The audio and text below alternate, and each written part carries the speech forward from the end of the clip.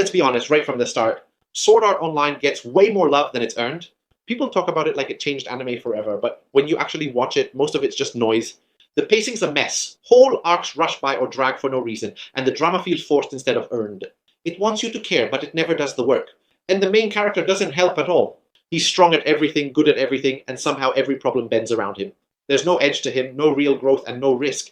It's just a power fantasy that keeps telling you how cool it is until you either buy it or give up. Then there's Skeleton Knight in another world, and it's doing the exact opposite. It's not trying to sell itself as some deep life-changing story. It knows what kind of show it is and doesn't fake anything. It gets to the point, has fun with its idea, and doesn't insult you by pretending it's smarter than it is.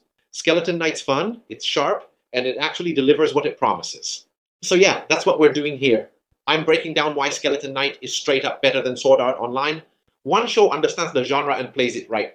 The other got famous early and has been riding that hype ever since. The anime begins with a giant knight named Ark saving two young girls from a group of bandits. There's a flashback scene revealing that Ark is actually a gamer from Japan. He fell asleep while playing his favorite game, and he somehow got transported here to the game world in the body of his character, a holy knight. We never even find out what the game is called. It's possible that this entire series is just one big dream. Ark has top tier armor and weapons that give him super overpowered buffs. The heavy armor doesn't weigh Ark down, and he barely feels like he's wearing it. Sometimes in games the more equipment you carry, the slower you'll run, but that's not the case here. Ark is able to use very powerful magic and melee attacks. The Holy Knight class is a combination of several different magic and melee classes. It's like how the Soul Fighter class in Blade and Soul is a hybrid of the Force Master and the Kung Fu Master. This game has many different classes, which is typically how it works in an MMORPG, especially the Asian ones. Ark feels hungry, but he doesn't have any food on him or any money, so the game has a hunger system. You usually see that in survival games, and not so much when it comes to MMORPGs. It's unclear why Ark doesn't have any food or money on him. He has all his gear and skills from the game, so he should also have his food and money as well. Ark plans to find a town. Teleportation is a feature in the game, but only to towns that you've already visited, and Ark doesn't have any options available. But Ark is supposed to be pretty skilled at the game, so he should have visited a lot of towns already. Ark uses an ability called Dimension Move. That's a short-range line-of-sight teleportation spell. Ark says that in the game, Dimension Move allows him to teleport to any point on the screen that he clicks on. Based on this, we can assume that the original game isn't a full dive virtual reality MMORPG, but more of a point-and-click game similar to RuneScape. There should be a cooldown period for Dimension Move, otherwise players could just repeatedly spam click it and move around all the time. Ark mentions that the graphics in the game are super realistic, so it confirms that the game has hyper-realistic graphics. Ark takes off his helmet, and it shows that he's a skeleton underneath. Is Ark related to Ainz from Overlord? Ark knows that people would freak out about his appearance, so he decides to always keep his helmet on all the time. Ark goes to the nearby town. The world is a mix of medieval and fantasy. It's pretty similar to Sword Art Online. Ark can actually smell the food, even though he's a skeleton and doesn't have a nose, so the skeleton appearance is just cosmetic. It doesn't affect the gameplay in any way. Ark sees a female elf, but she walks away, so there are also elf NPCs in this game, not just humans. That adds to the fantasy aspect. There are also dragons, orcs, and goblins in this game. Ark goes to the mercenary guild. He wants to take on some quests and get paid, but Ark needs a mercenary license first and must complete the trial. Ark has to hunt down 3 beasts, monsters, or bandits, and bring back proof of his conquests. So Ark has his skills and equipment, but nothing else for some reason. Ark kills 2 boars and an orc. None of the monsters that Ark killed dropped anything. Monsters in games usually despawn and drop items after they die. On the way back to town, Ark sees the 2 girls being attacked by the bandits, and he saves them. Ark is severely outnumbered, but he easily defeats all the bandits. It wasn't really a fair fight since Ark had much better gear, and he's presumably a lot higher level than the bandits. This is pretty much the equivalent of a max player going back to the starting zone. The girls thank Ark for saving them. They introduce themselves as Lauren and Rita. Ark doesn't feel guilty about killing the bandits. If this is a game, then those bandits were just NPCs, so it makes sense why Ark doesn't feel guilty. Ark burns the bandits' bodies, and he takes their loot. Ark heads back to town with Lauren and Rita. Ark rides on a horse, so there's an animal riding mechanic in the game. Players don't have to walk or run everywhere if they don't use teleports. Ark returns to the mercenary guild with the bodies of the boars and orc. A guy mentions that Ark forgot to take the runestone off the orc's corpse. Runestones can be used to forge magical items and powerful weapons. They should always be removed from a monster's corpse. Ark should already know about the runestones. He's supposed to be pretty experienced in the game. Did he buy his account or something? Ark obtains his mercenary license. Ark buys some food and he eats his first meal alone in his room. This is further proof to show that the skeleton appearance is just cosmetic, and it doesn't affect gameplay since skeletons don't need to eat or drink. Ark is able to taste the food and drink as well, despite not having a tongue. Ark plans to do a lot more stuff in this world. Ark gets a job. He has to protect a young girl named Marka who's collecting healing herbs. Ark and Marka head off. Ark and Marka encounter an injured multi-tailed kitsune. Ark uses his magic to heal the kitsune. The kitsune stays with Ark, and he names her Panta, so you can tame wild animals and make them your pets in this game. That's a pretty cool feature. The pets are also very cute and adorable. Marka gets attacked by a giant basilisk, but Ark saves her. The basilisk has a special attack that can turn things into stone. Ark uses his shield to block that attack. This is similar to how it works in RuneScape. The basilisks also have a special attack that can only be prevented by wearing certain items such as a mirror shield. Ark kills the basilisk with a powerful skill called Judgment. It only took one swing. The combat in this game is pretty fun, as long as you're also super OP like Ark. There are a lot of different abilities that players can use to fight the monsters. The basilisk didn't drop anything when it died, and Ark didn't take a runestone off its corpse either. There's a magic ring on the basilisk, but it disappears. Ark and Marka return to the village. Ark also brings back a huge fang boar for the meat to be shared among the villagers. Ark leaves the village. A group of soldiers kill another smaller basilisk. 15 soldiers died and 38 were injured. There's a magic ring on the basilisk, but it disappears. The soldiers see the huge basilisk that Ark killed, and they notice that it was cleaved in half with a single strike. Ark and Panta go back to town, and they eat in their room. Ark wants to try out a more challenging quest tomorrow. Ark and Panta defeat a group of bandits in a cave, and they take their treasure. Ark also sees some cages in the cave. Ark is attacked by the same elf lady he saw earlier in town. Her name is Ariane. She moves very fast, but Ark is able to dodge or parry all of Ariane's attacks. Ariane thinks that Ark has kidnapped some elf children, but Ark doesn't know what she's talking about. Ariane sees Panta and knows that she's a spirit creature. Ariane apologizes for attacking Ark, and she understands that he's not the kidnapper, since spirit creatures don't usually trust humans. Ark realizes that the cages were for the kidnapped elf children. It's too late since the children are already gone. Elves fetch a high price on the slave market. Why are there so many anime set inside video games that involve slavery as a plot point? Ark offers to help, but Ariane doesn't need his assistance, since he would just be getting in her way. Ark follows Ariane, since he doesn't want to pass up the opportunity of helping an elf girl. Ark discovers the elf children in the forest. They're being tortured by a group of slavers, led by someone named Udalan. Ariane arrives and she kills several men. Either the combat in this game is really unbalanced, or the main characters are too powerful. Ariane shouldn't be able to single-handedly defeat so many other people. Udalan threatens to kill the children, so Ariane is forced to surrender. Ark saves Ariane, and she kills the rest of the slavers. Ark frees the children. The children were forced to wear mana-eating collars, and they couldn't use their spirit magic. That's the reason why they couldn't escape. Ark uses his magic to remove the collars and free the children. It's cool to see how magic isn't just used for combat and teleportation in this game. There are also a bunch of support spells. Ariane uses a bird to pass messages to the other elves. Ark and Ariane formally introduce themselves to one another. More kidnapped elf children are found, so Ariane hires Ark to help her rescue them. Ark accepts the job. Ark teleports Ariane with him, so players can teleport groups at once. Ark and Ariane go to a town called Diento. They meet Ariane's friend Danka. The characters go to a restaurant, and Ark doesn't eat anything since he doesn't want to take his helmet off. Danka and Ariane have the same last name. Ariane says that elves are named after the parent of the same gender, and the place that they're from. Ariane and Danka are from a place called Maple, in the Great Canada Forest. This game has some decent lore. People who play for the quest and story will most likely be satisfied, and apparently there's a place in the game named after the country of Canada. Ariane informs Danka who Ark is. Danka was able to locate the slavers' base of operations near the entertainment district. They plan to wait until nighttime to attack, since there will be less people in the vicinity after dark. It'll be some time until they take action, so Ark buys a bunch of food for himself and Panta. They go to a deserted alley and eat together. The different towns in the game have different food and drink options. That's a nice little detail that expands the world building in this game. During the night, the characters head off on their mission. Someone is watching them from afar. Ark teleports Ariane and Danka to the window. Ariane has trouble squeezing in through the window. Ark teleports himself and Danka inside. As mentioned in the anime, Ark could have teleported Ariane inside as well. There was no need for her to squeeze in through the window. Ark, Ariane, and Danka discover that all the slavers are already dead. Their throats were slashed, and the blood hasn't even dried, so it happened recently. The characters split up to cover more ground. Ark constantly teleports so there's no footsteps. This is a pretty clever way to use the Dimension Move ability, but it further proves that there should be a cooldown period. Ark can teleport into the room by just looking through the keyhole. Ark encounters a female ninja named Chiome. She has cat ears and a tail, so cat people also exist in this game. Chiome sees Panta and she immediately trusts Ark. Chiome isn't here to free the captured elves. She was searching for something else but couldn't find it. Chiome tells Ark where the elves are, and she gives him a scroll. Chiome also mentions that 2 elves are being held captive in the Lord's Manor. Chiome leaves, but she says that they'll meet again soon. Ark takes a look at the scroll. They're contracts for purchasing elf slaves. Ark doesn't tell Ariane and Danka about Chiome, since it'll make things a lot more complicated. Ark, Ariane, and Danka find the captive elves underground. Ark teleports everyone outside. He uses his magic to get rid of the collars. Danka gets the children home. Udalan is still alive and his arm has been broken. Ark and Ariane teleport into the Lord's palace to rescue the two kidnapped elves. The guards discover Ark and Ariane, so they don't have the element of surprise anymore. Ark pretends to be a night statue, and the soldiers don't notice him. The NPCs in this game are pretty janky. They can't even tell the obvious difference between a statue and a player. Ark and Ariane rescue the elf girls. Ark finds a hidden treasure room and he takes all the gold for himself. Ark explains to Ariane that he's doing this so that the slave operation won't be able to recover. The palace explodes, and Ark thinks that Shiome set off the explosions. Ark and Ariane teleport away. Ark forgot to remove the collars from the two elf girls. Ariane pays Ark for successfully completing the mission. Where is Ark even storing all the gold and loot? Does the game have a bank system? Ariane invites Ark to visit the elf lands. Since a lot more elves are being kidnapped, this slavery storyline is getting pretty repetitive. They need to meet the elder first, before an outsider like Ark can enter the elf lands. Ark must speak face to face with the village elder. Ark removes his helmet and shows Ariane that he's a skeleton. Ark explains that he's not sure what happened, but his appearance probably changed due to a curse. Ariane promises to keep Ark's secret safe among the elves. She thinks that the elder might be able to lift the curse. So the NPCs in this game are unaware that the skeleton appearance is solely cosmetic. They believe that it's actually real. In the capital city, the king and his children decide to further investigate the slavery rumors. It'll violate the peace treaty between the humans and elves, so they intend to contact the elves and see what's going on. Ark and Ariane travel through the forest, and they stop at a stream. Ark does some fishing, so there's a fishing skill in this game like many other MMORPGs. Where was Ark keeping the fishing pole though? Ark hunts a boar while Ariane plays with Ponta. Ark and Ariane reach an elf settlement called Lalatoya. Ariane gets permission from the elder while Ark waits outside. After a while, Ark is finally allowed into the settlement. The architecture looks pretty cool. This place reminds me a lot of the elven city Prifddinas in RuneScape. Ark meets the elder Dylan and his wife Glennis. They're Ariane's parents. Glennis is 245 years old, so the elves in this game fit with a fantasy trope of elves having a very long lifespan. The characters eat dinner together. Once again, the food in this place is different. Ariane already told her parents about Ark's condition, so they aren't surprised when he takes his helmet off. Ponta is able to sleep in Ark's ribs, but the skeleton is supposed to be a cosmetic appearance, so this shouldn't be possible. The game is breaking its own logic. Ariane and Dylan teleport to Maple, and they speak with the other elders. There are different factions and territories of elves in this game. Again, it's similar to Prifddinas and RuneScape. Glennis shows Ark around the settlement. Ark encounters some of the kids that he saved earlier. The elders don't want to start a war with the humans, so they plan to continue saving the elves in secret. Glennis and Ark have a friendly sparring match. Glennis defeats Ark many times, so it goes to show that high combat stats and good gear don't mean that much during a fight against a skilled opponent. You actually have to know what you're doing, and you can't just cheese your way through everything. This further suggests that Ark might have bought his account. He should know how to fight tough opponents. Dylan tells Ariane that her older sister Evine is going to get married. Ark takes a bath. Ariane comes and she sees Ark's skeleton body. Ariane freaks out. Dylan hires Ark to assist Ariane in freeing more elves. Dylan doesn't have enough money to pay Ark, so he tells him about a spring that can break any curse. The spring is found in the Dragon Lord's domain. The odds of a human surviving are slim, but if an elf requests permission, then they should be safe. Ark uses an uncurse spell on himself, and his hand turns human. The hand reverts back to a skeleton after a few seconds, so this isn't a permanent solution. Maybe there's a way to change your appearance in this game. For example, in RuneScape, a player can change their gender and skin color at the makeover mage. Other games have ways for players to change their appearance as well. Ark and Ariane travel to a city called Olav. Ark gets attacked by some bugs and he's afraid. Ark and Ariane plan to cut through the woods to Olav, but someone tells them that there are haunted wolf monsters in the woods. Ark isn't worried. Ariane mentions that the haunted wolves have tails that give off pale blue light. A veil woven from that fur is considered to be the finest gift for a bride-to-be, so there's also a crafting system in this game. Raw materials can be used to create other stuff. Ariane's sister is getting married soon, so she wants to get some of that fur. Ark and Ariane fight the haunted wolves. They can create multiple illusions of themselves. It's cool to see what kind of abilities the monsters can use. The magic combat in this game is also really good. There's a diverse amount of powerful spells, but it does seem like Ariane is way too OP. The haunted wolves shouldn't be so easy to defeat. Ark sees that the wolf pack leader is also wearing a magic ring like the basilisk he fought earlier. Ark destroys the ring and the wolves leave. Ariane collects the wolf fur. Ponta senses something wrong. She leads Ark to a nearby location. Ark is Naruto running here. He's clearly seen too much anime. The princess and her convoy have been killed by a group of assassins. Ark kills most of the assassins. Ark is way too overpowered. The assassins weren't even able to scratch Ark. He uses a regeneration spell on the princess and brings her back to life. So death doesn't mean much in this world, since people can be revived as long as not too much time has passed. Ark also resurrects some of the other people who died, so there's some sort of necromancy skill in this game. The princess thinks that Ark is a guardian angel. Ark has second thoughts, and he doesn't think that resurrecting a princess was such a good idea, since it might have changed the course of history, so the player's actions can actually affect the game world itself. The path isn't already predetermined. Ark Ark doesn't tell Ariane what happened. Ark and Ariane finally reach Olav. The different locations in the game all have unique looks. The world building is pretty good. It's not just a copy and paste of stuff we've seen before. This place is giving off some major Attack on Titan vibes. People who enjoy role-playing will have a good time in this game. Shiome is also there and she defeats several thugs. Shiome has been journeying far across the land and freeing her fellow beast people. Ariane wonders who Shiome is, and Ark tells her the truth. Shiome mentions that she's a ninja of the Jinshin clan. Jin means blade and Shin means heart, so together it means those who endure. So the game has different ninja clans as well. I'm getting a lot of Naruto vibes. This game is very similar to wuxia MMORPGs like Blade and Soul. Ark and Ariane introduce themselves to Shiome. Shiome wonders how Ark knows that she's a ninja, since it's only known to fellow members of her clan. Shiome believes that Ark and the founder of her clan are from the same country. The founder is no longer alive and he lived 600 years ago. So another Japanese guy was also isekai'd into this world centuries before Ark. That doesn't make much sense. This world is supposed to be the game that Ark was playing. Video games didn't exist 600 years ago, so how did the other guy get transported to this world? Does time work differently in this universe? Furthermore, how many other people in this world are also from Earth? And is there a way to return back? This raises a lot more questions than answers. Shiome wants Ark and Ariane to help her free the enslaved beast people. Yet again, the slavery plot point is getting pretty repetitive. Surely there has to be other stuff to do in this game than freeing slaves. What about fighting bosses, clearing dungeons, doing quests and leveling skills? Shiome can offer Ark and Ariane intel on where the people listed in the contract are located. Ark and Ariane agree to assist Shiome. She says that her founder was a human named Hanzo. Is that a reference to Hattori Hanzo? If so, then that means this series takes place in the late 22nd century, since Hattori Hanzo lived from 1542 to 1597. 600 years after that would be 2142 to 2197. Shiome leads Ark and Ariane to a slave market called Etzat. The plan is to launch simultaneous attacks on all the slave markets in the capital. If they make a big scene at Etzat, then all the attention will be drawn there, and the other locations won't have any guards. Ark thinks it'll be fine since he can use teleportation magic. Shiome says that the founder could use the same ability. Again, that doesn't make a lot of sense. Video games didn't exist in the 1500s. How did Hattori Hanzo get a teleportation skill? The only reason why Ark has it is because he was transported to this world in the body of his game character. The attack will take place tonight. Ark, Ariane, and Panta eat a meal together. The food in this place is also different. Ark wears a cloak and a tribal mask to hide his armor. The outfits in this game look pretty ugly. If this game was real, then not many people would unironically wear that tribal mask and cloak. Outfits are a big part of MMORPGs. Fashion is the true endgame, and this game is definitely lacking in that department. Shiome comes, and she introduces a ninja from her clan named Goemon. Ark realizes that all the ninjas in the clan are named after famous shinobi like Sarutobi Sasuke. Ark and Goemon wrestle each other. They're evenly matched and become friends. The strike teams are all in place. Shiome and Ariane will go in through the rear entrance. Ark and Goemon will distract the guards in the front. Goemon can use an ability that turns stone into muscle, and another ability that turns muscle into metal. Ark also uses a bunch of different rock attacks. These abilities are way too powerful. They're all area of effect attacks, so they shouldn't also deal that much damage to the enemy. If this was a real game, then how are the other players supposed to fight back? Are they all super OP like Ark? Ark and Goemon accidentally bury themselves under the rock. Additional soldiers are sent to defend the slave markets. Ariane and Shiome free some of the slaves. Shiome can transform water into deadly creatures. It's like something straight out of Naruto. Ark and Goemon climb out from under the rubble. The imprisoned beast people escape and gather in the hall. Goemon will remain here, while Ark goes with Shiome and Ariane. The characters free more beast people. They discover a cell of dead slaves. They were killed because they were either injured or sick. Shiome is sad because she couldn't save them. Ark teleports the beast people to a safe area. So it seems like there's a certain limit to how many people Ark can teleport with him, since he had to do it in separate groups and not all at once. Shiome has received word that the other slave markets have also been liberated, so the mission has been accomplished. Ark returns to help Goemon. They use overpowered abilities to kill all the soldiers. Shiome informs Ark and Ariane where the enslaved elves are being taken. There are giant worm monsters in the desert. It kind of reminds me of the sandworms in Dune. Ark and Ariane arrive in the desert. They see several wyverns. Ark uses an AoE lightning elemental spell to scare all the wyverns away. This is how AoE spells should work. They should only do a little bit of damage and not outright kill the enemy. It would have been extremely broken if Ark killed all the wyverns with that spell, but that didn't happen. The spell also hits Ariane and Panta, so Ark has no control over the targets. It also shows that players can attack NPCs in their party. There's no automatic protection. Ark and Ariane plan to travel to the Empire, where the enslaved elves are. Ariane mentions that elf capture is legal in the Empire, so she's on high alert. An elf named Karsi Held comes to talk to Ark and Ariane. Karsi explains that he's been living in this human town for 10 years, and he's able to coexist with them. Karsi is a monster biologist, but he's been having some trouble, so there are different jobs and professions in this game. Karsi would like Ark and Ariane to help him capture monsters. He'll give them a detailed map of the Empire as payment. Karsi will also throw in a copy of his monster studies manual. They'll head out in the morning. Ark purchases food and lodging. The innkeeper also gives him a barrel of alcohol. Ariane has trouble accepting the notion of elves and humans coexisting, but Ariane gets along just fine with Ark, so it shouldn't be so hard to accept that humans and elves can coexist. Ariane drinks the alcohol, and she becomes drunk after 2 small shots. The characters leave in the morning. Carsey is planning to use goblin carcasses as bait to lure out the sandworms. The characters are suddenly attacked by a sandworm. It's much bigger than normal. Ark fights the sandworm by himself. Ark can't draw his sword, but he's able to toss the sandworm around. The sandworm was also wearing a ring. Carsey gives the rewards as promised. Ariane asks Carsey why he chooses to live among the humans. Carsey explains that he loves the humans, and he thinks that elves can live in harmony with the humans. Ariane can't see it happening. Carsey tells her about a poor city called Lambert. The human lord is married to an elf woman. Ariane thinks that coexistence may be possible after all. It's revealed that the sandworms are getting much larger than usual because a man named Fumba is feeding people to them. Ark, Ariane, and Panta arrive in a border town. This means that they've officially crossed over into the Empire. Ark and Ariane split up to search the place. Ark learns that several townsfolk have gone missing lately. A girl is about to get kidnapped, but Ark saves her. Ark is way too strong. He literally defeated the kidnappers with a single flick. There needs to be actual challenges in the game, or else the players will get bored pretty quickly if there's nothing to work towards. Ark should be doing stuff that suits his level, like fighting bosses, not helping random girls on the street. The girl thanks Ark for saving her. Ariane comes and she orders the girl to go home. The kidnappers were trying to get food for Fumba's monsters. Since they failed, Fumba allows his white tiger monster to eat them. Ariane discovered that the captured elves were brought to a fortress 4 months ago. Ariane thinks that the elves are still alive in there, and she wants to rescue them. Ark and Ariane sneak into the fortress. They find a hidden passageway and defeat some guards. There's an underground prison but no prisoners. Ark and Ariane enter another room. Fumba comes to confront them. Fumba orders Ariane to kill Ark and she attacks him. Ark tries to use an uncursing spell on Ariane, but it doesn't work. Ariane is dreaming of training with her sister. Ark sees something in Ariane's cloak, and Panta rips it out. It turns out to be an imp and Ark kills it. The imp was casting an illusion spell on Ariane. The magic system in this game is pretty decent. There's a bunch of different spells, and it's not limited to combat either. Fumba explains that he can tame monsters. Ark asks Fumba about the elves. He replies that most of them were used as test subjects in the Empire's magical experiments, and the others were fed to his pet. Ark is angry and he easily kills the monster, but Fumba has a lot more monsters under his control. Ark defeats the other monsters as well. Once again, Ark is way too OP. The game isn't very fun if you can just steamroll through everything. Ark uses a shield bash attack, so a shield can also be used as an offensive weapon in this game. An orc is about to attack Ariane, but Chiome shows up in the nick of time and she kills it. Ninjas have killed the other monsters under Fumba's control. The entire dungeon starts shaking, and Ark teleports away with Chiome and Ariane. A 5-headed Hydra appears. The Hydra attacks Ark, Chiome, and Ariane. Fumba thinks that they died. A flashback scene shows that Fumba wasn't respected by his clan elders. He vowed to get revenge on everyone who looked down on him. Fumba orders the Hydra to attack the town. Ark uses his shield to block the attack. The shield shouldn't have been able to block all the damage. It's even more powerful than Maple Shield and Bofuri. Even if Ark is high level, he should still be taking some damage, especially against the boss monsters. The game would be too easy if the players are invincible. Ariane is awake and she heard everything Fumba said. Ariane and Chiome will find Fumba, and Ark will fight the Hydra. Ark cuts off all the Hydra's heads, but they just grow back. Ark summons an infernal demon to fight the Hydra, so the game has a summoning mechanic. Players can summon familiars to help them fight in combat like RuneScape. Ariane and Chiome find Fumba. Ariane taunts Fumba and he gets mad. Chiome damages the markings on Fumba's body, and he no longer has control over the monsters anymore. Ariane kills Fumba with a fire attack. Ark throws the Hydra in the air, and the demon destroys it. The demon is way too overpowered. Summoning familiars should only assist the players in combat a little, not outright do most of the damage. The mission is complete. Ark takes his helmet off, and Chiome is shocked to see that he's a skeleton. Ark still has no idea how he got here. Finally, the anime ends with Ark planning to go on more adventures with Ariane and Chiome. As you can see,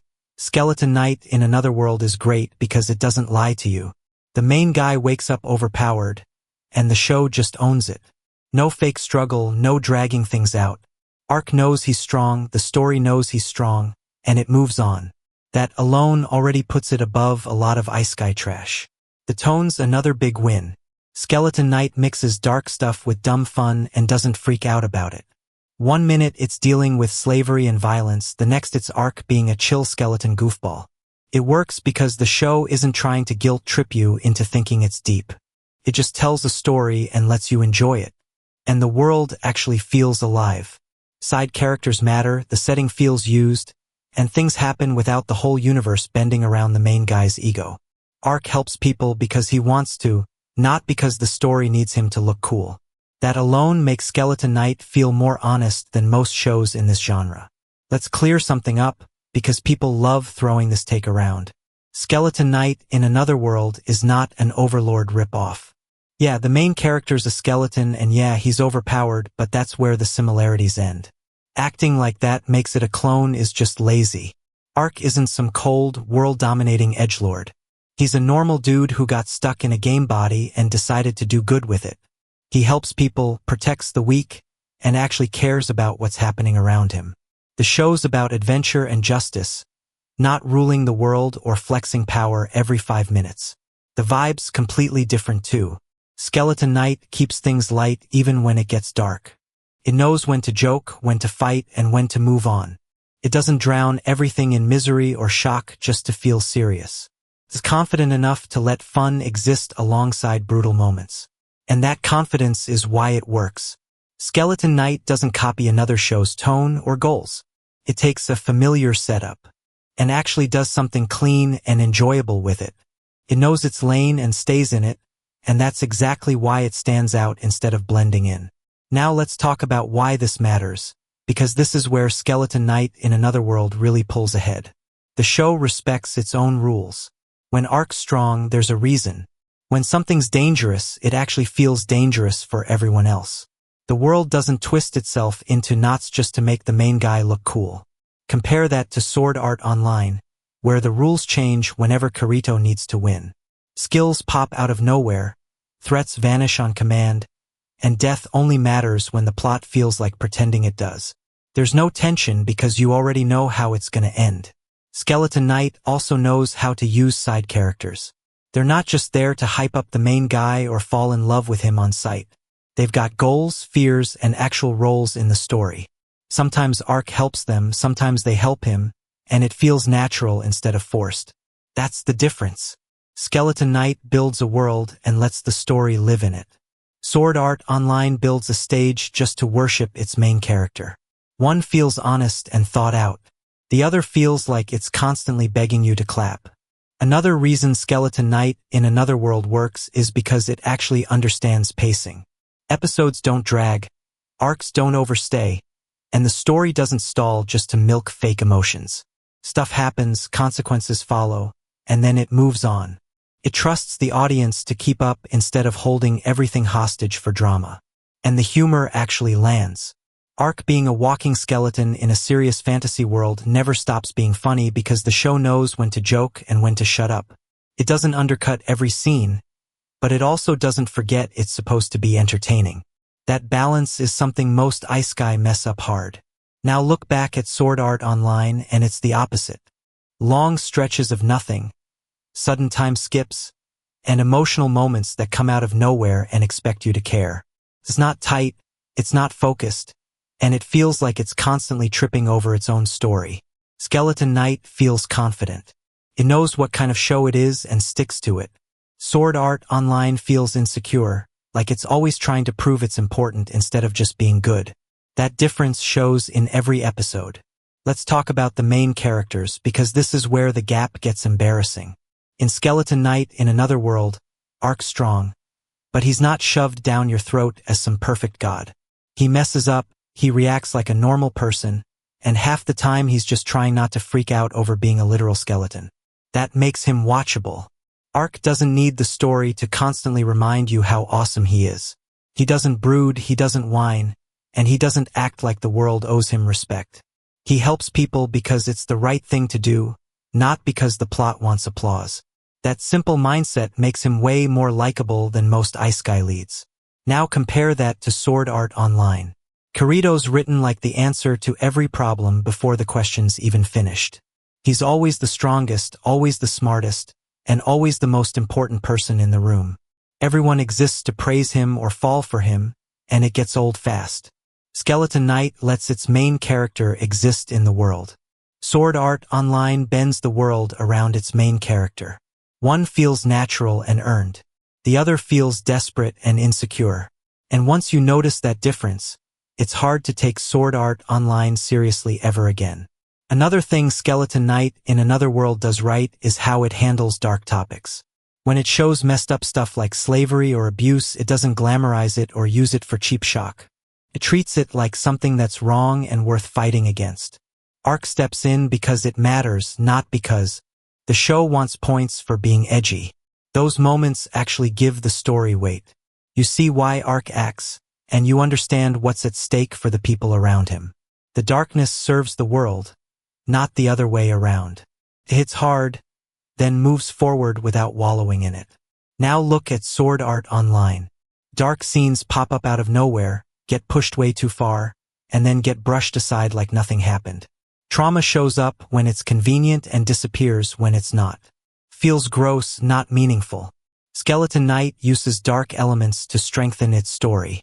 Sword Art Online uses them to pretend it's mature. One treats the audience with respect. The other just wants attention, no matter how cheap it looks. Another huge win for Skeleton Knight in Another World is that it actually feels honest.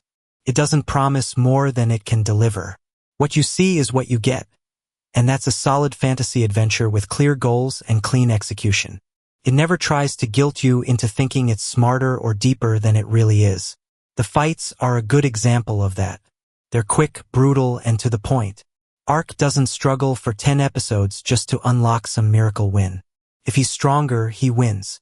If someone else is in danger, it's treated seriously. There's no fake tension dragged out just to pad runtime. Now compare that to Sword Art Online, where fights are bloated with inner monologues and sudden rule changes. Every big moment feels manufactured. It's not exciting because you know the show's gonna bail itself out no matter what. Skeleton Knight respects your time. Sword Art Online wastes it. One delivers clean action and moves on. The other stalls, over-explains, and still expects praise for it. And that difference alone makes Skeleton Knight way more enjoyable to sit through. And honestly, the fan reaction says a lot too. Skeleton Knight in Another World fans know what they're watching. Nobody's pretending it's some untouchable masterpiece. They like it because it's fun, simple, and doesn't talk down to them. There's no cope, no excuses, no essays explaining why a bad scene is actually genius. Then there's Sword Art Online fans. Every flaw gets defended like it's a personal attack. Bad writing turns into misunderstood writing. Weak arcs turn into deep themes if you squint hard enough. If a show needs that many excuses, it's already failed. Skeleton Knight doesn't need defending. It stands on its own. It knows its audience, gives them what it promises, and doesn't beg for validation. Sword Art Online survives on nostalgia and hype, not quality. That's the real difference.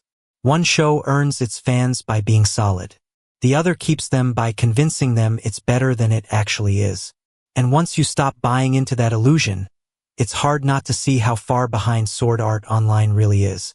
At the end of the day, Skeleton Knight in Another World feels like a show made by people who actually like Ice Guy. It's not embarrassed by the genre, and it's not trying to trick you into thinking it's something else. It shows up, tells a clean story, has some fun, and then gets out of the way. That confidence carries the whole thing. Sword Art Online doesn't have that confidence. It's always chasing approval. It wants to be cool, tragic, romantic, and deep all at once, and it fumbles every one of those goals. Instead of tightening its story, it piles on more noise and hopes you won't notice the cracks. Skeleton Knight proves you don't need fake depth or endless hype to be enjoyable.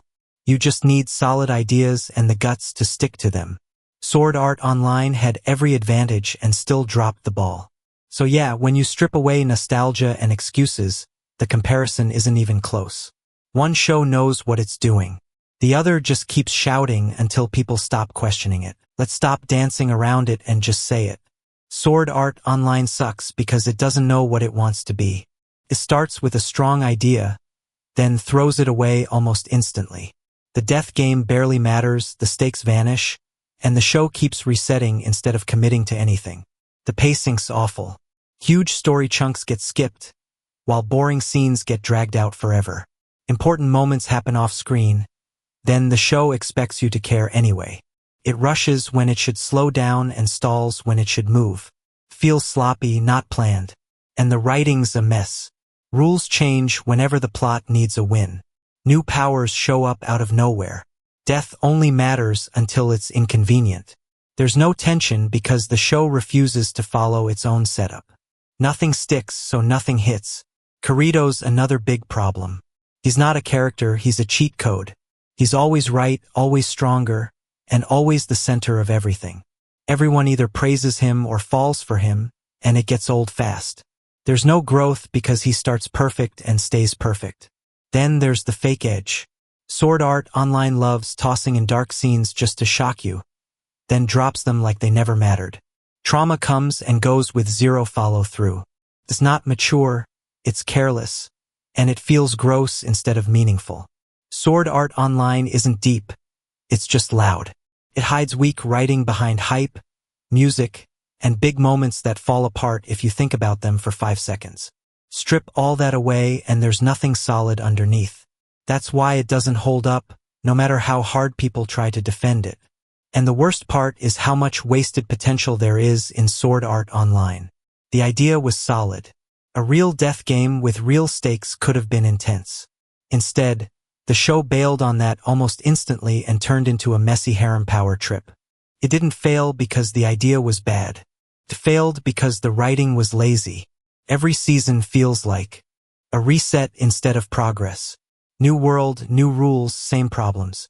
Kirito's still untouchable. The threats still don't matter. And nothing from the last arc really changes anything. It's like the show's scared to commit to consequences because that might actually challenge its main character. And that's why Sword Art Online ages so poorly. Once the hype wears off, you're left with shallow drama, weak characters, and a story that can't stand on its own. People remember how it made them feel back then, not how badly it's written now. That's why something like Skeleton Knight hits harder. It didn't promise the world. It just showed up and did its job. Sword Art Online promised everything and delivered excuses. And no amount of nostalgia fixes that. And the damage Sword Art Online did to the genre is real. Sword Art Online didn't just fumble its own story, it lowered the bar for everything that came after.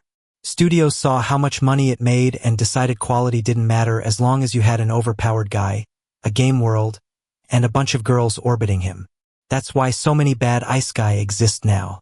Sword Art Online taught the industry that you don't need tight writing, consistent rules, or real character growth. You just need hype and a cool premise to sell early. And instead of fixing its mistakes, Sword Art Online doubled down on them and kept getting rewarded for it. What makes it worse is how people still defend it like it's untouchable.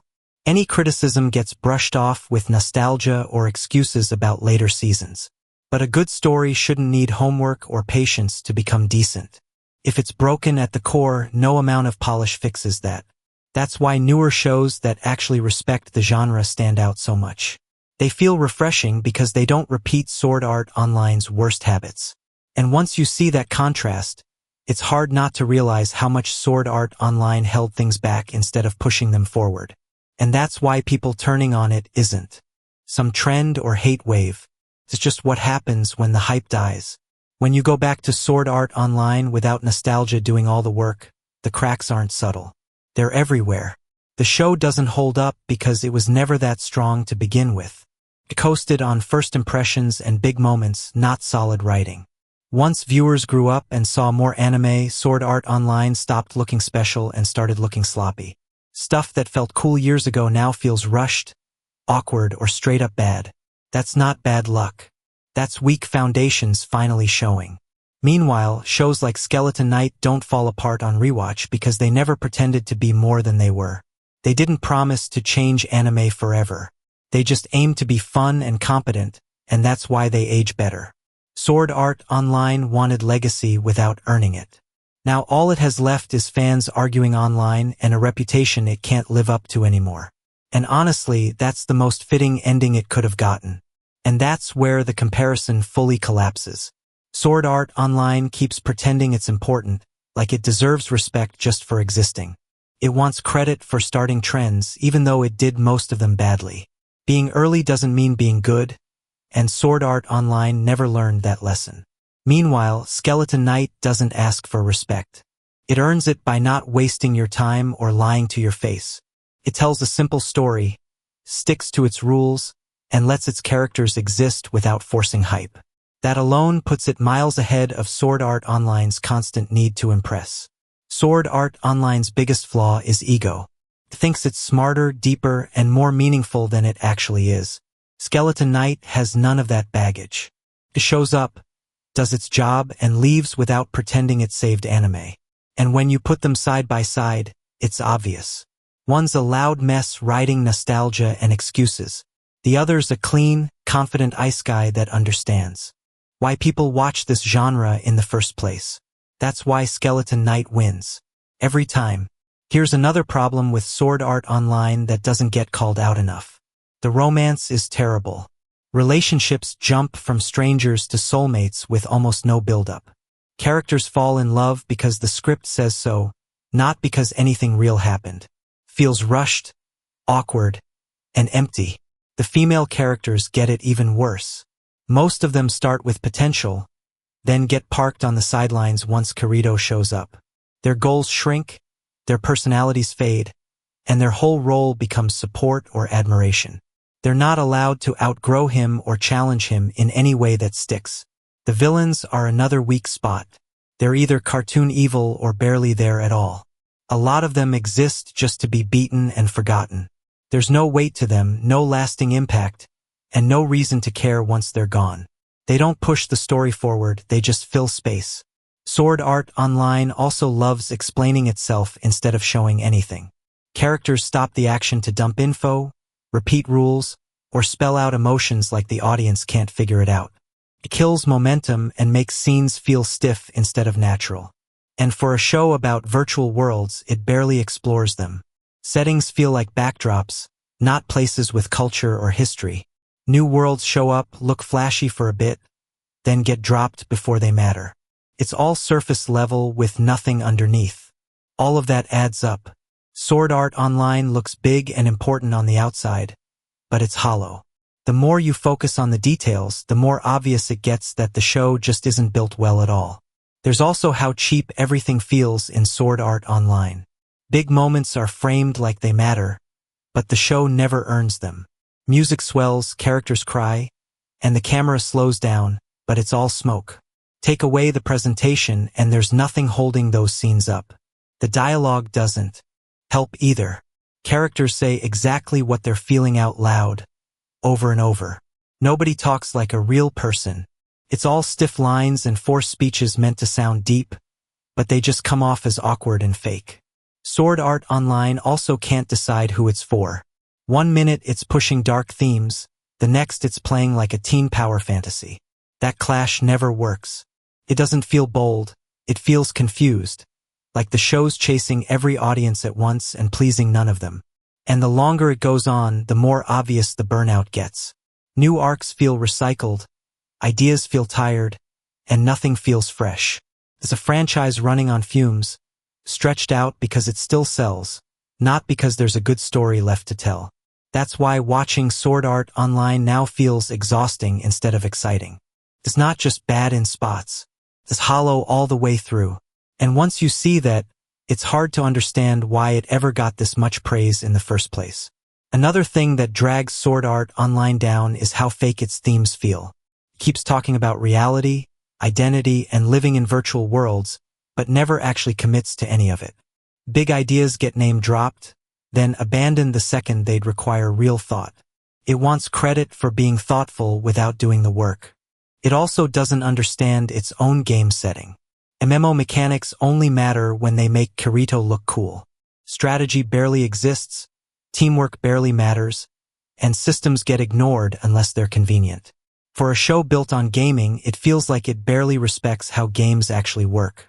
The show also loves emotional manipulation. Cliffhangers, fake deaths, sudden twists, all designed to force a reaction instead of earning one. It's cheap storytelling dressed up as intensity. You're not shocked because it's clever, you're shocked because the show pulled the rug for attention. And there's no trust in the audience. Everything's spelled out, repeated, and overemphasized. Like it's afraid viewers might miss something obvious. That constant hand-holding kills immersion and makes the whole thing feel insecure. Sword Art Online isn't just flawed. It's shallow by design. It wants the rewards of being smart, emotional, and important without actually committing to any of that. And the more you look at it, the clearer it gets that it was never built to last. One more thing that wrecks Sword Art Online is how empty the danger feels. The show keeps telling you the risks are huge, but it never lets that fear sit. Injuries heal fast, losses don't linger, and fear fades the moment it's inconvenient. It wants tension without sacrifice, and that never works. It also leans way too hard on spectacle to distract you. Flashy fights, loud music, dramatic pauses, all meant to cover up how thin the scenes really are. If you strip away the effects, most moments have nothing going on under the surface. They look intense, but they're hollow, and the writing never trusts silence. Every quiet moment gets filled with narration or dialogue explaining what you already know. There's no room to breathe or think. There's constant noise because the show's scared you'll notice how little substance there is. By the time you reach later arcs, it's clear the show's stuck in a loop. Same setup, same beats, same outcomes. It's not evolving. It's repeating itself and hoping you won't care. That's why Sword Art Online feels so tiring. It's not just bad ideas or weak writing. It's the refusal to grow or learn from its own mistakes. Keeps doing the same things, expecting the same praise, and wondering why people stopped buying it. Another issue with Sword Art Online is how safe it plays when it actually matters. When the story reaches a point where it could challenge its own setup, it backs off. Hard choices get dodged. Long-term consequences get softened. Anything that might upset the status quo gets brushed aside so the show can keep going the same way.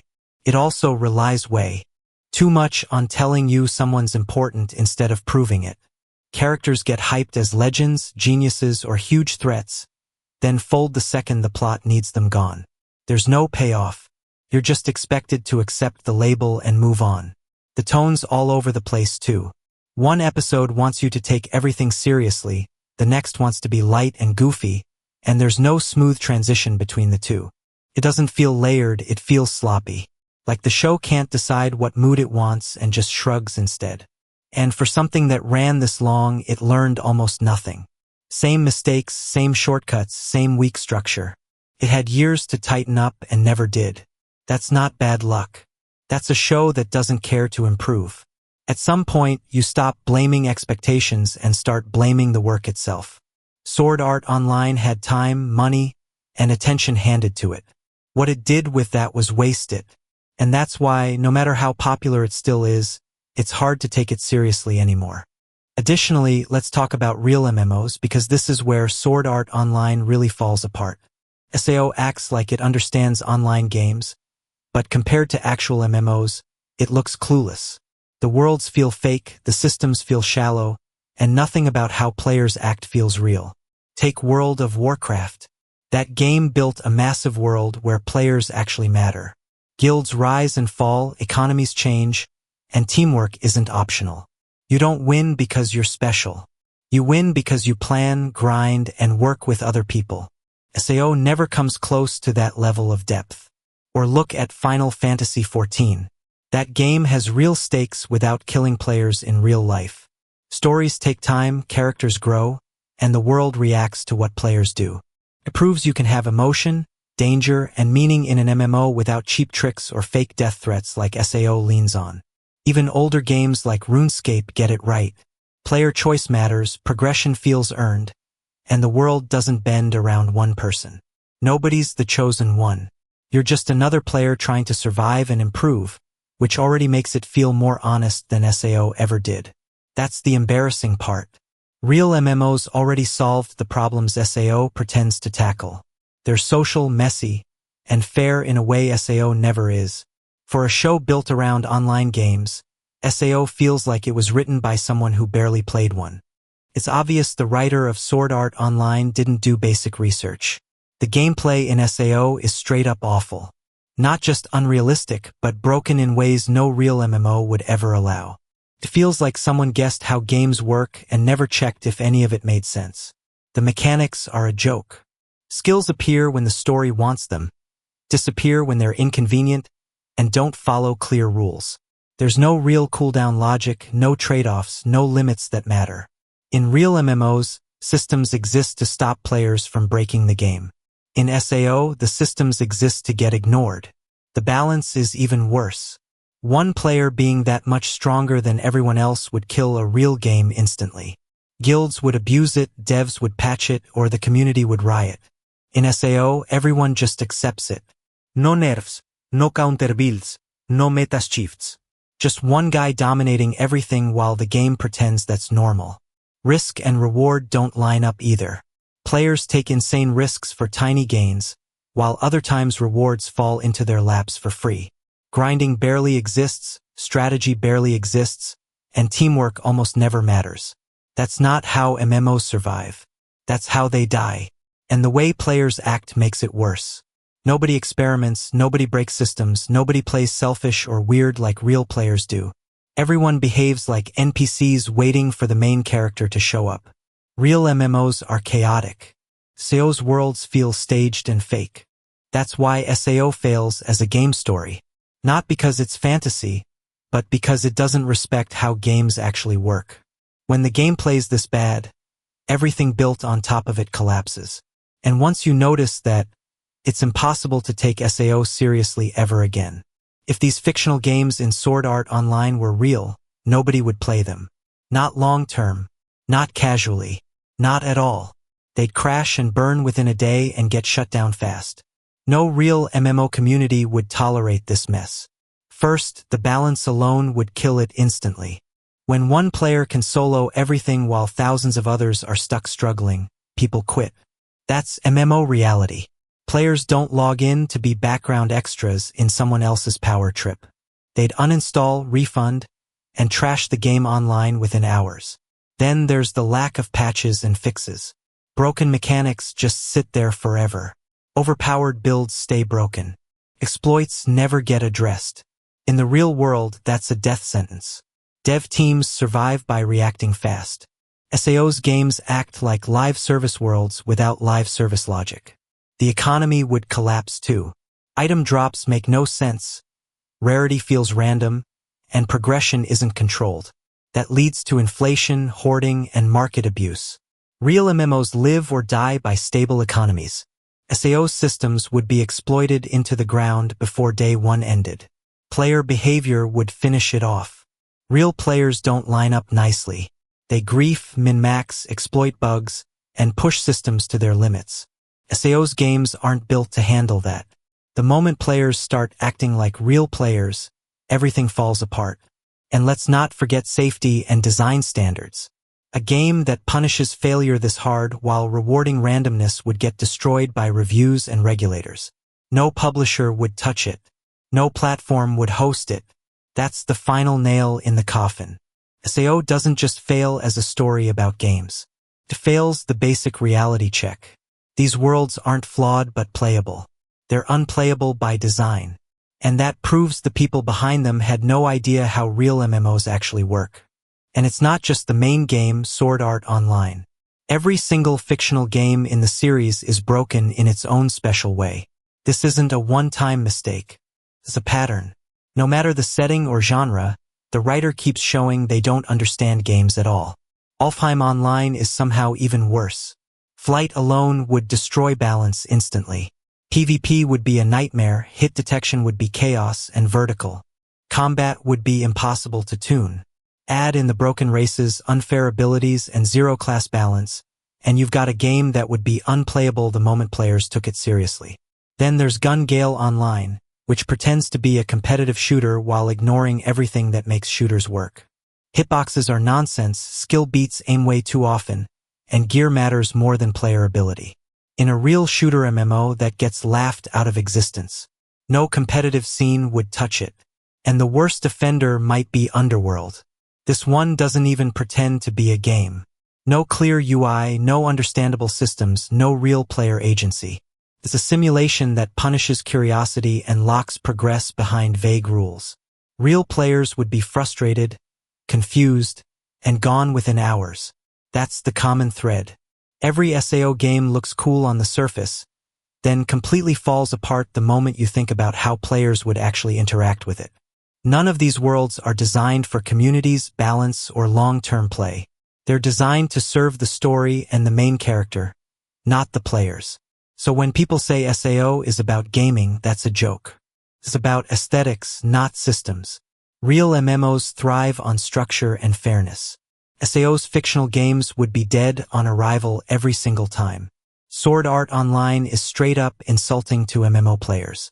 Treats them like they're dumb, passive, and incapable of thinking for themselves. Anyone who's spent real time in an MMO can see how fake everything feels. The show doesn't just get details wrong, it mocks how players actually behave. MMO players are creative, stubborn, and ruthless with systems. They theorycraft, min-max, exploit, break metas, and argue non-stop. SAO's players do none of that. They just accept broken mechanics, unfair balance, and bad design without pushing back. That's not how real communities work. That's how NPCs behave. It also acts like skill and effort don't matter unless the story wants them to. In real MMOs, respect is earned through time, knowledge, and consistency. In SAO, respect is handed out because the plot says so. That spits in the face of players who actually grind, learn systems, and work with others to succeed. The way guilds are shown is insulting too. Real guilds are messy. They argue, split, compete, and scheme.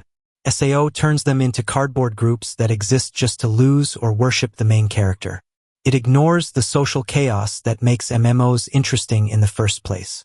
Worst of all, SAO treats MMOs like they're just power fantasies instead of shared spaces. It forgets that these games live or die on community trust and fairness. When a show built around gaming ignores that, it's not just inaccurate. It's disrespectful. That's why MMO players don't just dislike SAO. They roll their eyes at it. Because it wasn't written for people who actually play these games. It was written for people who think MMOs are just flashy menus and cool swords, not living worlds shaped by players. The truth is, the only people who seriously like this dumpster fire are people who've never played an MMO in their life. Sword Art Online only works if you don't know how games actually function. If you've never dealt with balance patches, metas, toxic guild drama, or system abuse, then yeah, maybe it looks cool on the surface. But the second you've spent real time in an MMO, the illusion falls apart. Nothing about SAO's worlds feels familiar. Players don't act like players. Systems don't behave like systems. Problems that would explode a real game overnight just get ignored. Anyone with real MMO experience spots this instantly. That's why longtime MMO players don't defend SAO. They laugh at it. They see a fake version of their hobby written by someone who doesn't understand it and didn't bother to learn. What's supposed to feel intense just feels embarrassing. SAO survives because it targets people who think MMOs are just solo power fantasies. With other people in the background. Feeds that idea hard. If you've never been wiped by bad balance, never watched a guild implode, never seen a meta get patched into the ground, then sure, SAO might seem believable. But to actual MMO players, it's a joke. A loud, sloppy fantasy that has nothing to do with real online games. And that's why its biggest fans are always the ones who've never logged into a real MMO and never will. It's honestly baffling how this garbage show ever got as popular as it did. Sword Art Online didn't earn its status through quality. It got lucky. Right place, right time, and an audience that didn't know any better yet. SAO dropped when a lot of viewers were new to anime and even newer to MMOs. For a lot of people, it was their first exposure to both. They didn't have anything to compare it to, so flashy visuals and big emotional moments were enough to sell the illusion. If SAO came out today, it wouldn't survive the first season. It also rode the novelty hard. VR, full dive, trapped in a game that hook carried everything. People weren't praising the writing or the systems, they were praising the idea. The problem is the show never did anything smart with that idea, but by the time people realized, it was already too big to fail. Marketing did the rest. Music, trailers, cliffhangers, and shock scenes were pushed non-stop. It was designed to be talked about, not to be analyzed. Hype replaced substance, and once something reaches that level of popularity, criticism gets drowned out by noise. And then nostalgia locked it in place. People defended SAO not because it was good, but because it was their first. Admitting it's bad feels like admitting they were fooled. So instead of reevaluating it, they double down and pretend it deserves its reputation. That's how this happened.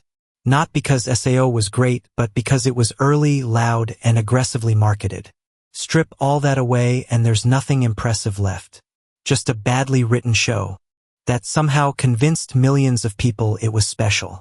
Let's analyze the game design of my one-hit kill sister. The world resembles medieval Europe, but here's the weird part. Everyone's speaking Japanese for no good reason. It totally ruins the immersion and doesn't make any sense. They weren't speaking Japanese back in medieval Europe, and it's supposed to be a make-believe fantasy world, so it should be a made-up language. The protagonist rolls up to a pawn shop trying to sell a smartphone. Why does he even have a smartphone in the first place? Are they just ripping off In Another World with my smartphone or what? The shop owner goes ahead and buys the smartphone. What's the point? It's not like they know how to use a smartphone, and there's no charger, so it's gonna run out of batteries sooner or later. The clothing choices seem incredibly simple and lack any distinctive flair. The receptionist explains the basics to the main character. Well, at least there's a tutorial, or else players will be hopelessly confused. The quests are painfully straightforward, sticking to the usual routine of killing a specific number of creatures, or mindlessly fetching and collecting items. The generic missions that are all too familiar in MMOs. The main character is immediately confronted by an enormous wyvern upon exiting the town. It's baffling why powerful monsters lurk so close to the town in the first place. One would expect weaker creatures near the starting town instead. Not a daunting challenge right out the gate. The status menu is disappointingly ordinary. It's the usual run-of-the-mill display, where you can find mundane details, like your skills, item, and equipment. A character effortlessly defeats the formidable wyvern with a single hit. She's ridiculously overpowered, especially considering she just started. The game lacks any real challenge, when you can casually one-hit every mob in your path. Furthermore, the wyvern didn't even drop anything. What's the point of killing these mobs when there's no loot to be gained? In a real game scenario, most people wouldn't bother wasting their time and effort if there's no reward. People drink elixirs to heal, just like in typical MMOs. Adventurers are assigned various ranks, but the names for each rank are oddly convoluted and confusing to keep up with. It would be much simpler if they just stuck to the conventional F to S tier ranking system. One of the characters miraculously has maxed out stats, which is utterly baffling considering she literally just began playing. Starting an MMO with maxed out stats is simply implausible. The fact that people can attack each other anywhere is downright unfun.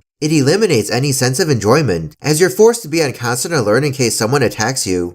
Establishing safe zones, especially in towns and cities, would make the game much less of a perpetual battleground. Killing slimes only gives you 1 XP. Leveling takes forever if this is all you get. The character uses a huge area of effect attack to obliterate numerous enemies at once. This is way too strong. It makes the leveling process ridiculously fast because she's gaining an excessive amount of XP too quickly.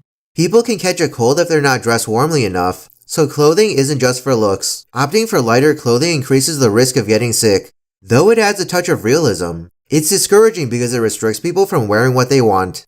The raid boss fails to drop anything. It's disheartening to defeat monsters without receiving any real rewards, making the experience less enjoyable. The ability to taste food has its ups and downs.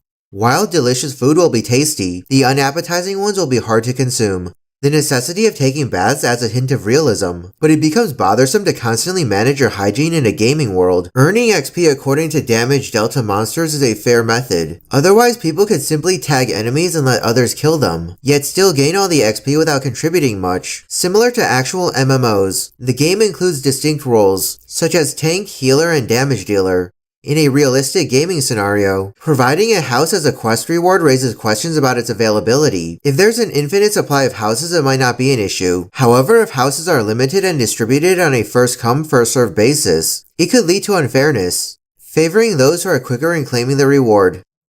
Having ghosts capable of possessing someone's body adds an element of danger. However, in a real game scenario, being possessed by a ghost wouldn't be a fun experience for players. The main character is receiving a house as a reward. After completing such an effortless quest seems unrealistic. It's as if they're in a scenario akin to a Mr. Beast video, where extravagant rewards are given out for seemingly simple tasks. Allowing the use of perception blocking magic to alter appearances raises concerns about its potential misuse. It seems like this ability would primarily be used for scamming or deceiving others, which would significantly detract from the overall enjoyment of the game. Players obstructing paths and inadvertently colliding with others creates frustrations. In typical MMOs, players don't occupy physical space, allowing hundreds to gather in the same location without hindering each other.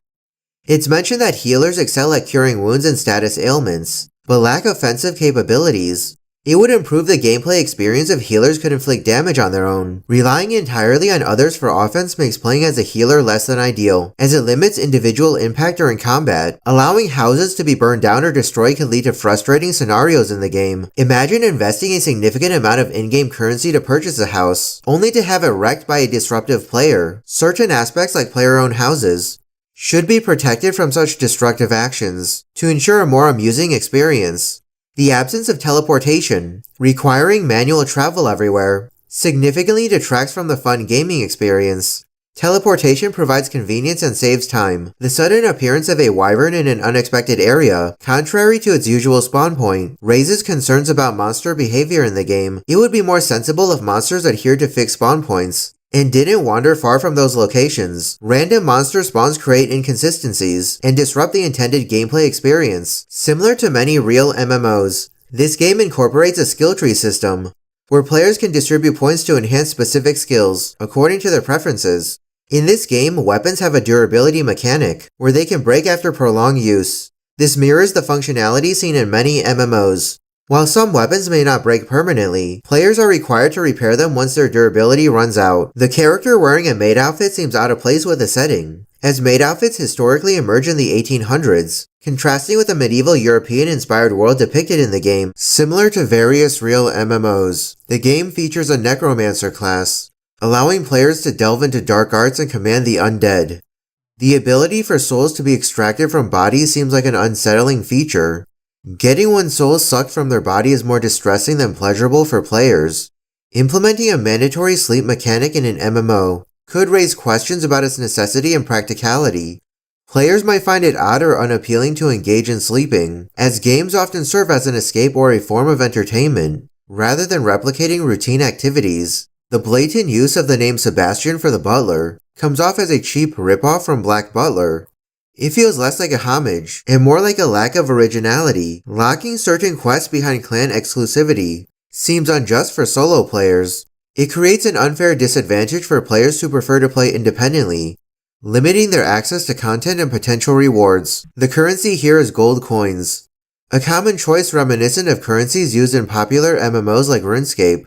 The main character's petrification by a basilisk echoes the mechanics found in MMOs. In games like RuneScape, specific items such as a mirror shield can protect against similar attacks, offering players a chance to prevent these types of special attacks. The idea of being conscious while petrified raises concerns about potential gameplay issues. If players retain consciousness in that state, it could lead to vulnerability and possible harassment from others, without any means to defend oneself. The inclusion of outfits that don't align with the medieval Europe theme, like school swimsuits, feels entirely out of place. It breaks the immersion and seems disconnected from the established setting. The beach volleyball in a medieval-themed setting is historically inaccurate, considering that beach volleyball didn't emerge until much later, around 1915. It disrupts the authenticity of the game world. Similar to many real MMOs, the game features a fishing skill that allows players to engage in fishing activities.